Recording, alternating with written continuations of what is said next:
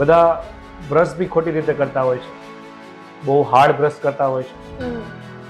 એકદમ gently brush કરવાનું છે. પહેલી વાત, ઘણા લોકો સવારમાં ઉઠીને એકદમ સ્ટીફ હોય અને એલ્બોમાંથી ઘસી ઘસીને બ્રશ કરતા હોય છે, એનો મતલબ નથી. એકદમ લાઇટલી,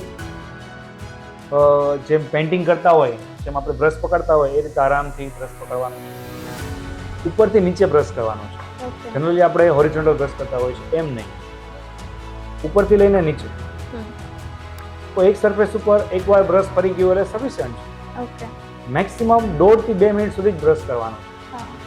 એક બ્રશ ફેરવું, એ જગ્યાએ કાંઈ બી ટાટર ચોટેલું છે, પ્લેક ચોટેલો છે, જમવાનું ચોટેલું છે, નીકળી ગયું એટલે સફિશિયન્ટ. પછી એને ઘસીને સાફ કરવાનો કંઈ મતલબ નથી. ઉપરથી નીચે. ખાસ મેઇન નીચલા દાંતમાં અંદરની સાઈડથી બ્રશ થતું હોતું નથી. એના માટે બ્રશ આવી રીતે વર્ટિકલ ગોઠવવાનું છે અને નીચેથી ઉપર આવી રીતે બ્રશ કરવાનું.